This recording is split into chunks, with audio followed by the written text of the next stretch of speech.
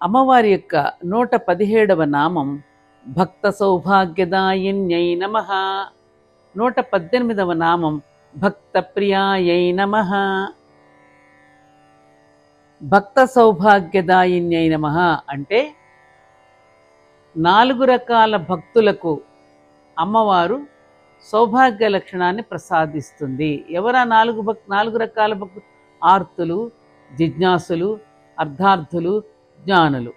అమ్మవారు సౌభాగ్య లక్షణాన్ని ప్రసాదిస్తుంది వీరికి.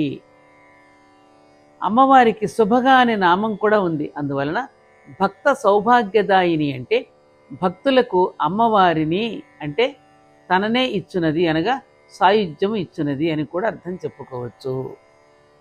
భక్త ప్రియాయ నమః అంటే భక్తుల యందు వాత్సల్యము కలిగినది అని అర్థం. భక్తి కలిగిన వాళ్ళు భక్తులు.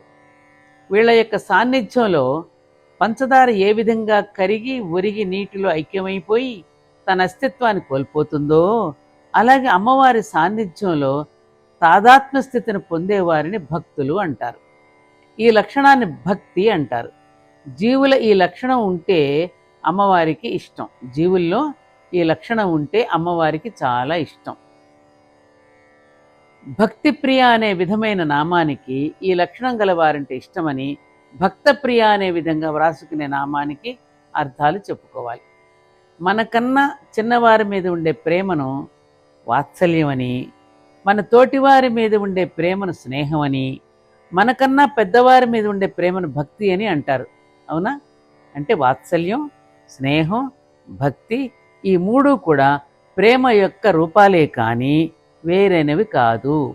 వీటికి నామ వైవిధ్యమే కానీ అర్థ వైరుధ్యం లేదు.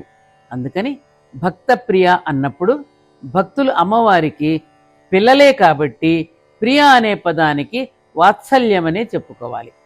అంటే భక్తుల యందు అమ్మవారికి వాత్సల్యము కలిగినది, భక్తులను ఇష్టపడినది అని చెప్పుకోవచ్చు. అమ్మవారి యొక్క ఆలయంలో ప్రవేశించినప్పుడు అర్ధమండపంలో నిలబడి ముందుగా గంట మ్రోగించి అమ్మకు నమస్కరిస్తాం. అలాగే అమ్మవారి యొక్క నామాలలో ప్రవేశించే ముందు గంట మ్రోగించండి.